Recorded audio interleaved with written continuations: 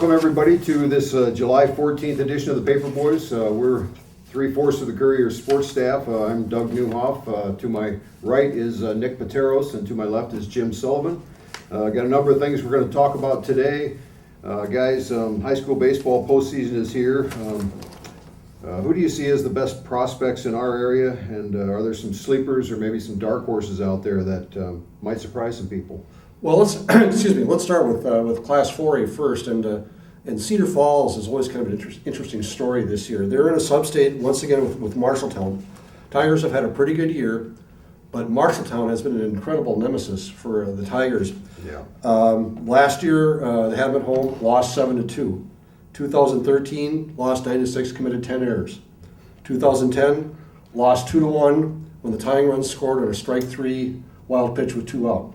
It's been an insane, crazy number of games, but on paper, you'd like Cedar Falls' chances, if for no other reason than the odds sooner or later are going to go their way. Beyond that, in other classes, Waverly Shell Rock is ranked second in Class 3A. They have a chance to go back to the state tournament for the second straight year. They have a pretty veteran team, I think. Jake Velke is there, and he's been a winner ever since his high school career began. The big opponent there would be West Delaware, ranked 4th, and they're always good, and you have to figure they'd be formidable in this situation. Waterloo-Columbus is also kind of an interesting district/sub-state. Columbus is ranked 4th, 27-5, but if you add up the records of the 4 teams in their district, that's a grand total of 96-32. You go to the other half of that sub-state, District 6 Clue A, you have New Hampton, St. Ansgar, South Winneshiek, and North Fayette Valley. South Winneshiek was a state tournament team a year ago. New Hampton's been very good. There are 3 ranked teams on that side with an aggregate record of 123. That is a really, really good sub-state, district/sub-state. Whether it's the best in the state, I don't know, but it's awfully good.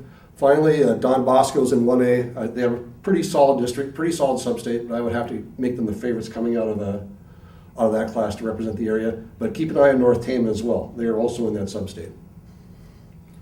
Yeah, Cedar Falls is interesting. It's kind of been a one step forward, one step back type of a season for them. I mean, when they get good starting pitching, I mean, they're pretty tough to beat. And Brady Corson, for one, has been throwing the ball pretty well here the last part of the season. So they can potentially beat anybody on a given day. And they need to get that jinx off their back with the Marshalltown thing. I mean, it's time to move on beyond that, and maybe they can get something done about that this year. Yeah, and that 2A's, like you mentioned with the challenge of that sub-state, it's going to be interesting to see how the coaches set their pitching rotations, and you'd have to think with the quality of teams in that field that whichever team has the best, depth in their pitching rotation has, the odds of coming through there. Yeah. Columbus is solid. They have Glass, Benda's pitched quite a bit. They have some other guys. It can be a really good hitting team, but I guess the old saying is good pitching often beats good hitting. So depth is going to be a key. And obviously, you're going to have to be ready to play right from the get-go. Columbus's first-round opponent is Alburnett. They're 27-9. That's not too shabby. Very good. Let's talk a little bit about high school softball while we're at it. We had some of our regional finals last night. Got a couple teams through to the state tournament. Don Bosco, AGWSR, and Crestwood made it last night. Waverly Shell Rock has a chance to join them tonight. One of the surprises to me last night was that Waterloo-Columbus lost a game to Center Point Urbana, 4-2. I didn't really see that coming. I thought this Columbus team was built to handle just about anything that came their way, but sometimes those things happen. Nick, why don't you tell us a little bit about how you see the state tournament and our qualifying teams, and maybe what their chances are and how they shake up. I think this will be about my 6th year going down there to the state tournament and covering that. And we haven't had a local team play for a championship in any of those years. And this year, I think the team to look out for is AGWSR. They'll be making their 3rd consecutive appearance. And they have a familiar pitcher in Ashley Sykard, who's been there each of the previous 2 times. She's been their key weapon. She's a pitcher that's had over 250 strikeouts each season there, and also their lead hitter, a very good, powerful hitter. You saw in her regional final yesterday, he throws a no-hitter, hits a home run. It's hard to lose when you do that. So they're a team that's been kind of knocking on the door the last couple years. They finished 3rd place and had really some heartbreaking semifinal losses. And you look at that 1A tournament this year, the number 1 seed Akron Westfield and the number 3 seed Woodbury Central each lost in the regional finals, so that'll open things up a little bit there. So you have to think AGWSR, when you just look at state tournament experience, might be one of the favorites now in 1A. And then switching ends on the other half of that bracket, you have Don Bosco back in the state tournament after a 1-year hiatus, and they're another team that's kind of got a mix of youth and experience with Morgan Frost leading things as a pitcher. You look at their first round matchup with Logan Magnolia. That's a similar type team. Don Bosco 33-5, Logan Magnolia 33-3. Pitching numbers are about the same. Offense kind of structured the same. So that'll be a pretty close game. And the winner of that, you imagine, would have to face New London, who's kind of an interesting team. Their pitcher Morgan Christner, she's got 373 strikeouts and 201 innings on the season. So she's probably one of the strongest pitchers there in the 1A field. They've got a lot of tradition at New London as well, so that'll be a tough draw. What do you know about Crestwood? I mean, they're not a team that's traditionally been on our radar, so to speak, as one of the top softball teams in the area, but they put together an incredible season and apparently are a threat in the state tournament. Yeah, and a lot of those names you'll recognize from their girls basketball program that's made it down to state the past couple years. Madison Sickles is one of their top hitters. And then their pitcher's a sophomore, Lauren Reichs, and she's not a high strikeout pitcher, but a really good control pitcher. I think she only has 28 walks on the season, so it's a team that's relied on its defense, and the other teams will put the ball in play against them. But if they can field and get outs, their lineup is also very strong. So that'll be they'll have an interesting opener against Greene County. You think that's a game they should be competitive in, but the top 2 teams there in 3A have been Solon and Benton Community this season, and those are probably the 2 teams to beat there in that class. One of the interesting things about 1A is that, in fact, 1A through 3A, we do not yet know 4A and 5A as we record this, but in 1A, there's only one unranked team in the field. 2A, same thing. 3A, also one unranked team, but it happens to be Clark, the team that won it a year ago. So they've gotten, if you will, the cream of the crop in there. The other thing to reflect on is how much that tournament has changed over the past 3 decades. When I first got here, it was a 16-team one-class tournament, and you would have Davenport West, let's say, playing New Hampton or Kingsley Pearson. So now we have 5 classes. It's spread out. You don't have to win as many games to get to state, but at the same time, you know your opposition a little bit better. I think you have a little bit better understanding of who's in your class. So it's a different tournament. I understand they've done some renovations at Harlan Rogers this year, trying to make it a little more media friendly. I hope fan friendly for sure. So it's always an interesting tournament, and it's gone through some changes over the past couple of decades. Yeah, they have new press boxes up there, so that'll be a little bit more enjoyable to cover the games here this year. So it should be a fun week, and I'll be covering Waverly Shell Rock in a rematch against West Delaware tonight. Last year it was West Delaware that beat them in the regional finals, but Waverly Shell Rock, another strong team that you think might have a chance to get there and make some noise. I know with when you look at this year's Crestwood team, actually three of their 5 losses have come to Waverly Shell Rock. So and televised this year again, right? Yeah. On public television. Is that all the games, or just the finals, or? I'm not sure how they're setting that. I think it's just the finals. IPTV has a deal with the Girls Union where they've been televising the championships in every sport, and they really do a nice job. I know for basketball, they've mic'd up the coaches. They're showing it in high def. They've really their production value really has been outstanding. So that'll be something to watch for over the weekend. Something else that some of us will be watching tonight is the Major League Baseball All-Star Game. It's the All-Star break. Last night we had the Home Run Derby. I was kind of watching that out of the corner of my eye while I was working, not paying that much attention, but seemed like a decent format. It seemed like it created a little bit of drama. It seemed also like it went a little bit fast with that clock. I mean, there wasn't a lot of time for commentary or interaction from the television announcers because the balls were just flying out of the park at a pretty rapid fire pace. But you guys' thoughts on those 2 events, the Derby last night and the All-Star Game tonight? Well, I was much in the same boat that you were. I was covering the Bucks last night, and they had it on in the press box, so you tend to watch it between pitches and so on. I think it worked out very well, and as they pointed out in a number of places on TV this morning, MLB stumbled into part of that by accident because of weather concerns in the Cincinnati area. They shortened the amount of time that each player had to take his cuts from 5 to 4. That helped the format move along a little bit better. And from a drama standpoint, it didn't hurt at all that Todd Frazier got to the finals and then won in dramatic fashion. That was everything that MLB could have hoped for to get this new format kicked off. It seemed to work well with the mix of veteran players like Pujols and the Chris Bryants of the world and Rizzo. And so that part worked well. Now comes the game tonight, and once again, they're dealing with weather concerns. But let's just assume they get the game in. There'll be all sorts of emotional things going on. Pete Rose is going to make an appearance. That'll be fascinating. Todd Frazier starts. He'll get a tremendous ovation. The general consensus seems to be that the National League has the better roster and therefore will win. Greinke's been on a great roll pitching-wise. He starts.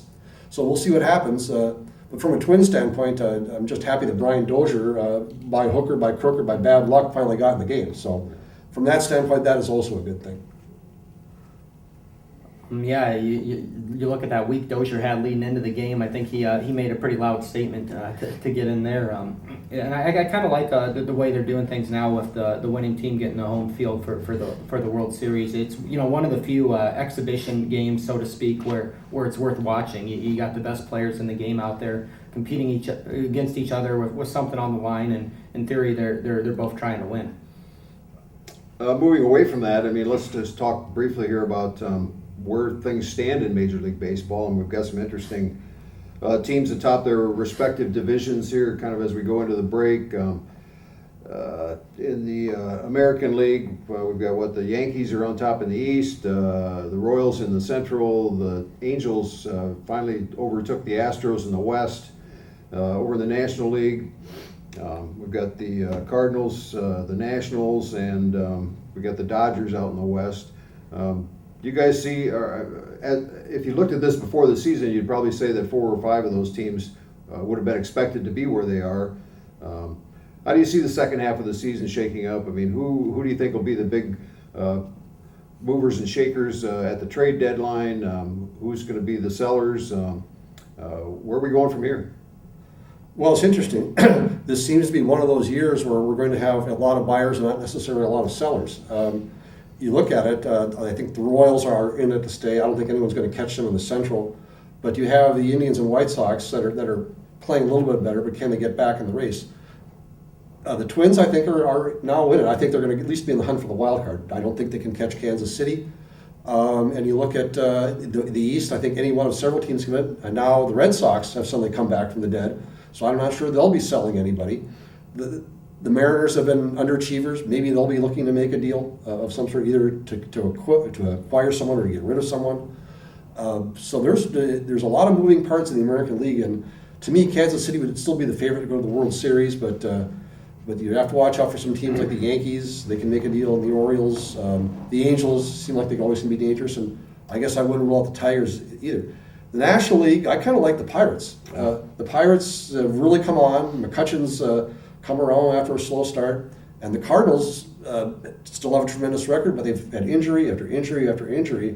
And no matter how good the farm system is, you have to believe you get to a certain point where you just can't overcome it anymore. That said, I think they'll be in the playoff hunt. I think the Cubs are alive and well. I have no idea what the Giants are going to do. They will look great sometimes, terrible other times. I think they'll be in the market for a deal. I think the Padres could be sellers, one of the few teams that can legitimately fall in that category. The Phillies could be sellers if they had anything to sell besides Cole Hamels. So it's I think the NL race is a little more defined, but still there's a lot of teams there that could make a noise, make a run in the postseason. And it's interesting you mentioned the buyers and sellers now with the wild card system and how they do that with the 2 wild card teams playing essentially a 1-game playoff to get in there. How much will teams invest for one game, a 1-game shot? You saw with Kansas City last year, a team can really win that game and make a run deep into the postseason, but it'll be interesting, to see what type of commitment clubs make to go for it, even if it's not winning a division, but just getting that 1-game chance to get in there. Obviously Cole Hamels is a name that's been thrown out there as a potential big catch for somebody here at the trade deadline. But who are some of the other people you think may be available? Could somebody pry a Josh Donaldson away from Toronto, for example? Possibly. I think the Blue Jays believe they're in it. With the way the AL East is shaping up. I think they will not let him go. Like I said, with Seattle, there's some possibilities there. That could they make a really, really big deal and unload Felix Hernandez? Maybe. I don't think the odds are against that, but it's possible. I think the White Sox may choose to do that. The Indians have some players. Maybe even if the Red Sox faltering at Hanley Ramirez, maybe he goes. Maybe someone like a really young upcoming player like a Brock Holt could bring some players, or Jackie Bradley, guys like that perhaps. And getting back to the Phillies for a minute, I mean, I was being somewhat facetious, but Chase Utley doesn't have much value anymore. Howard doesn't have much value anymore. Papelbon has, I think, limited value, but I think he's likely to go. He may go before Hamels. Yeah, he'll go, but who wants him in their clubhouse? It seems to be the Fair issue point. there. Yeah. But yeah, and then what is it? Johnny Cueto out talks forgot about with Mr. him, Cueto, yeah. and Jeff Samardzija. Those are other two big starting pitchers that could end up switching teams there. I'm kind of looking for the big hitters. I mean, I can see the Twins pulling off a trade and getting somebody in the middle of their lineup that can knock the ball over the fence a little more often than. And they've tried to do that in the past with Kendrys Morales and some other people they've picked up, and it just hasn't really worked out. But they're close. Yeah, Sano has been a revelation. Yeah. 22-year-old kid, and he comes up and he hits the ball great. Sunday hit one out. He didn't even swing hard. I mean, he just took like an ordinary batting practice swing, and the ball flew out of the park. With him, the question is, to use a word that's popular in MLB these days, is sustainability. Can he keep doing this through the balance of the season? I don't know, but he looks pretty good so far. I think he can. I mean, you kind of evaluate a player like him based on how many bad at-bats they have and how many bad pitches they swing at. Haven't seen a lot of that. I mean, he's selective at the plate. He seems to pick up the ball pretty well. He goes to the plate with a plan and usually gets off his best swing when he does take a swing. So I think he's here for the duration. I think he's the real deal. I'd like to see Buxton get back up and maybe find his legs a little bit at the major league level. He was kind of a disappointment before he got injured, and then we'll see where the Twins are really headed. Yeah, the Royals, the only place I could see them really making a move, because they're so solid in the bullpen and up and down their lineup, might be in the starting rotation if they could land a guy there. They're a little iffy there. They have some parts that are pretty good. Volquez is there, and they got some guys that have been around a while, but they could stand to add a starting pitcher. All right, very good. It's also British Open week, and there are a couple of compelling kind of storylines with that. Of course, we've got Jordan Spieth going for his third straight major. But at the same time, you've got good old Tiger Woods kind of lurking in the tall grass over there, and he seems to attract just as much attention from the media and the public. I mean, I think people truly want Tiger to be relevant again, but what's you guys' take on the British Open and those two characters? I agree. There's no question that whoever is televising it was getting on their knees and praying to the golf gods that Tiger Woods gets it together and has a solid tournament. The odds would tell you that's not going to happen, but golf, as we all know, is unpredictable. If he puts together a couple of... He's one of the top 6 players in the world. I know, but he can't win a major. And then he has these rounds all of a sudden where he shoots 85. You just don't know with him these days, whereas 10 years ago, he was there. You just knew that Tiger was going to be in the hunt. And it's funny, as much as we want Tiger to be in that hunt, golf always seems to develop these storylines organically. I mean, nobody really knew who Jordan Spieth was a year ago. He was an up-and-comer, but we didn't know much about him. We know a good deal more now. And there's all the drama that if he wins this one, and it gets the number 3, it's his third major, the PGA suddenly becomes an incredibly relevant golf tournament, maybe more relevant than the first 3. And that hasn't happened for a while. So there's that. And the one, of course, part that's missing is McIlroy. If McIlroy had been in there, that would have been an incredible tournament. Still might be, but I think he's going to be missed, especially by the people on that side of the island, on that side of the ocean.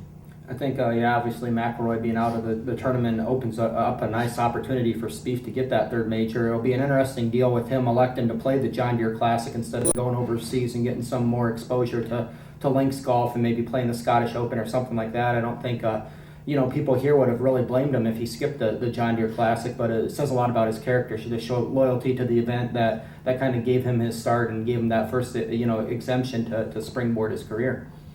You think on some level he was just trying to kind of stay out of the spotlight a little bit too? If he would have went to the Scottish Open, how much media attention would he have had to deal with over there and continue? He got a little bit here, obviously, but probably not at the same level that he would have had to deal with if he'd have gone over there a week early. Sure, you can relax and have fun. I mean, he was competitive. He wanted to win it. But you're right. It's a different different situation, different context over here. He's with friends, familiar course.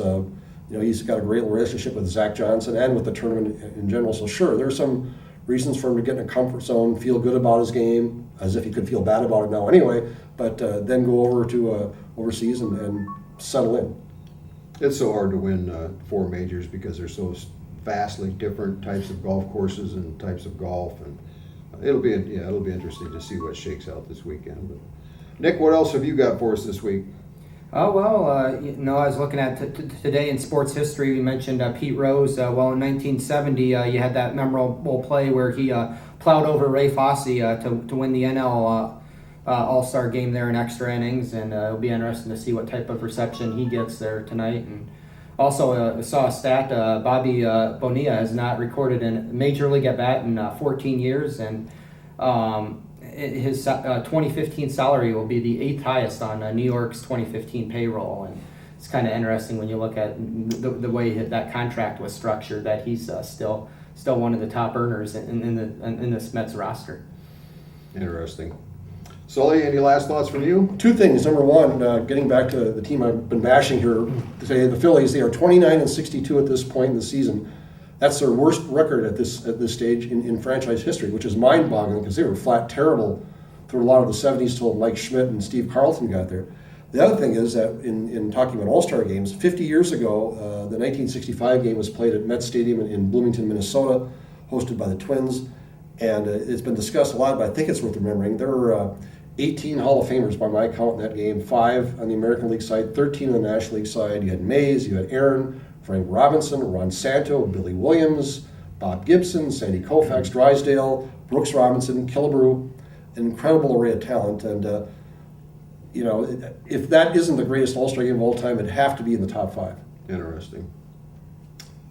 Well, that's going to do it for this week. It's going to be another busy week on the local sports scene with district and sub-state baseball, and of course we've got the Waterloo Bucks playing. And this weekend is the annual Waterloo Open Golf Tournament, which you 2 guys will be right in the middle of. Hopefully the weather cools down a little bit for you and you don't melt away out there. But as always, you can catch all the action in the Courier or online at www.wcfcourier.com. Until next week.